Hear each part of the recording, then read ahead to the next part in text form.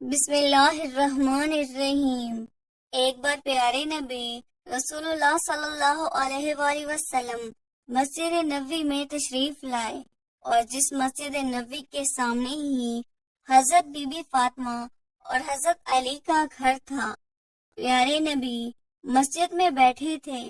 حسن اور حسین کی رونے کی آواز ان کے کانوں میں بہت تیزی سے پڑی۔ پیارے نبی رسول اللہ صلی اللہ علیہ وآلہ وسلم بہت پریشان ہو گئے کہ حسن اور حسین کیوں رو رہے ہیں۔ آپ وہاں سے اٹھے اور بی بی فاطمہ کے گھر کے دروازے کے پاس تشریف لائے۔ دروازہ کھٹکھٹا کر آواز دی، بیٹی فاطمہ دروازہ کھولو۔ اندر سے پیاری بیٹی بولی، اے ابو جان دروازہ کیسے کھولوں؟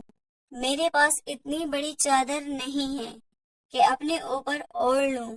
میری چادر پھٹ چکی ہے، میں اپنے پاؤں ڈھکتی ہوں تو سر ننگا ہو جاتا ہے، سر کو ڈھکتی ہوں تو پاؤں ننگے ہو جاتے ہیں۔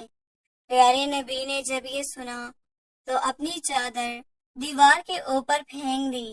بی بی فاطمہ نے وہ چادر اٹھا کر اپنے اوپر اوڑھ لی اور دروازہ کھولا۔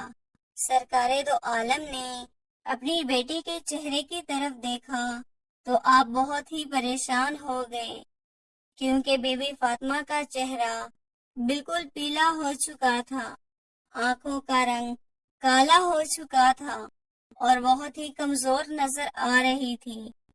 پیارے نبی رسول اللہ صلی اللہ علیہ وآلہ وسلم پوچھنے لگے، اے بیٹی فاطمہ تجھے کیا ہوا ہے؟ سیدنا فاطمہ فرمانے لگی، اے ابو جان آج آپ مجھے معاف کر دینا۔ آج آپ کی بیٹی آپ کے استقبال کے لیے دروازے پر نہ آ سکی۔ آپ کی بیٹی کئی دنوں سے بھوکی ہے، بھوکا ہونے کی وجہ سے اتنی کمزور ہو گئی ہے کہ چارپائی سے اٹھا بھی نہیں جاتا۔ میرے شوہر حضرت علی شیر خدا اسلام کی تبلیغ کے لیے اللہ تبارک کی کتاب کو مختلف علاقوں میں پہنچانے کے لیے گئے ہیں، اور گھر میں کچھ بھی کھانے کو نہیں۔ یہ کہہ کر بی بی فاطمہ ہزاروں قطار رونے لگی اور کہنے لگی، اے ابو جان حکم کریں۔ آپ پیارے نبی اپنی بیٹی کی بات سن کے ہزاروں قطار رونے لگے اور کہنے لگے کہ میں مسجد نبوی میں تھا۔ حسن اور حسین کی رونے کی آواز بہت تیزی سے میرے کانوں میں پڑی، میں پریشان ہو کر آیا ہوں۔ حسن اور حسین کیوں رو رہے تھے؟ بیٹی بولی، اے بابا جان روئے نہیں تو اور کیا کریں؟ حسن اور حسین 2 دن سے بھوکے رو رہے ہیں۔ پیارے نبی نے اپنا مبارک ہاتھ اپنی بیٹی کے سر کے اوپر رکھا اور انہیں دلاسا دیا کہ اے بیٹی صبر کرو۔ رسول اللہ صلی اللہ علیہ وآلہ وسلم نے حسین کو اپنی گود میں لیا اور اپنی مبارک انگلی حسین کے منہ میں ڈالی تو حسین انگلی کو چوسنے لگا اور خاموش ہو گیا۔ حسن کو اپنے کندھوں پہ اٹھا لیا۔ حسن نے بھی خوب آرام پایا اور اسی طرح دونوں ننھے شہزادے آرام میں آ گئے۔ اتنی میں مسجد نبوی میں اذان کی آواز گونجنے لگی۔ بی بی فاطمہ نے اپنی جانماز بچھائی اور نماز پڑھنے کے لیے کھڑی ہو گئی۔ اتنے میں ہی پیارے نبی رسول اللہ صلی اللہ علیہ وآلہ وسلم نے دیکھا کہ فاطمہ نماز پڑھتے پڑھتے ہی گر گئی ہیں۔ آپ دوڑتے دوڑتے اپنی بیٹی کے پاس آئے اور ان سے پوچھا، اے بیٹی تجھے کیا ہوا ہے؟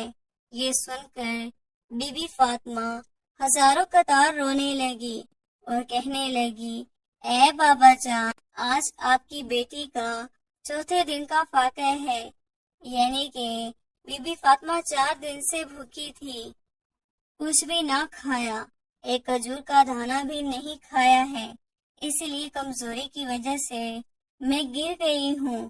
پیارے نبی رسول اللہ صلی اللہ علیہ وآلہ وسلم نے دیکھا کہ بیٹی کے پیٹ پر 3 پتھر بندھے ہوئے ہیں۔ پیارے نبی پوچھنے لگے، بیٹی یہ کیا ہے؟ بی بی فاطمہ فرمانے لگی، اے ابو جان، جب پہلے دن میں بھوکی تھی، کچھ بھی کھانے کو نہ تھا، تو میں نے ایک پتھر کو اپنے پیٹ پر باندھ لیا۔ جب دوسرے دن بھی کچھ کھانے کو نہ تھا، تو پھر میں نے دوسرے دن کا پتھر پیٹ کے اوپر باندھ لیا، اور تیسرے دن بھی جب کچھ کھانے کو نہ تھا، تو میں نے تیسرے دن کا پتھر بھی اپنے پیٹ پر باندھ لیا۔ آج آپ کی بیٹی چوتھے دن کی بھوکی ہے۔ یہ کہہ کر بی بی فاطمہ بہت ہی زیادہ رونے لگی۔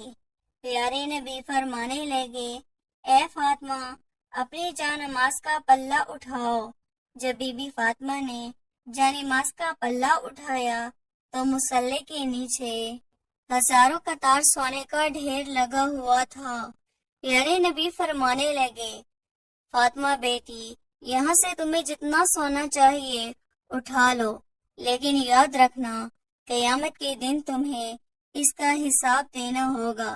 یہ سن کر بی بی فاطمہ نے سونے کو ہاتھ بھی نہ لگایا اور اس جانماز کا پلہ واپس رکھ دیا اور کہنے لگی، اے ابو جان، مجھے یہ سونا نہیں چاہیے۔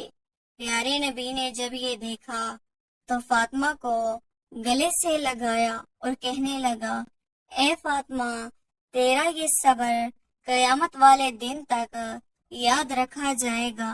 تمہارے شوہر حضرت علی اسلام کی تبلیغ کے لیے مختلف علاقوں میں اللہ تعالیٰ کی کتاب کو پہنچانے کے لیے گیا ہے، اس لیے ہی خاندان کے چولہے ٹھنڈے پڑ گئے ہیں۔ اے بیٹی، صبر کرو، اللہ صبر کرنے والوں کے ساتھ ہوتا ہے۔ اس کے بعد پیارے نبی رسول اللہ صلی اللہ علیہ وآلہ وسلم نے اپنے پیٹ سے کپڑا ہٹایا تو بی بی فاطمہ نے دیکھا کہ ان کے پیٹ پہ تو 3 ہی پتھر بندھے ہوئے تھے، جب پیارے نبی سرکار دو عالم کے پیٹ پہ 4 پتھر بندھے ہوئے تھے۔ سرکار دو عالم فرمانے لگے، اے بیٹی، تو 3 دن کی بھوکی ہے اور میں 4 دن کا بھوکا ہوں۔ میرا آج چوتھے دن کا واقعہ ہے۔ میں نے اپنے پیٹ پر 4 پتھر باندھے ہوئے ہیں۔ پیارے نبی رسول اللہ صلی اللہ علیہ وآلہ وسلم ایسا کیوں کرتے تھے؟ ان کے ایسے کرنے کی وجہ کیا تھی؟ وہ چاہتے تو پہاڑوں کو بھی سونا کر دیتے۔ وہ بھوکے کیوں رہتے تھے؟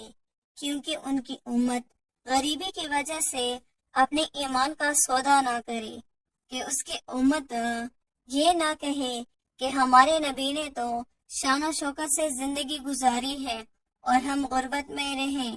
پیارے نبی رسول اللہ صلی اللہ علیہ وآلہ وسلم کی انگلی کے اشاروں پہ چاند چلتا تھا۔ آپ کے پسینے کی خوشبو گلابوں میں مہکتی ہے، جس کے اشارے پہ سورج بھی واپس مڑ آتا تھا، جس کے اشارے پہ پتھر بھی بولتا تھا۔ اللہ تعالیٰ ہمیں ہمارے پیارے نبی رسول اللہ صلی اللہ علیہ وآلہ وسلم کی سنتوں پر عمل کرنے کی توفیق عطا فرمائے، آمین۔ دوستو، اگر آپ کو یہ ویڈیو اچھی لگی ہو تو لائک اور سبسکرائب کرنا نہ بھولیں۔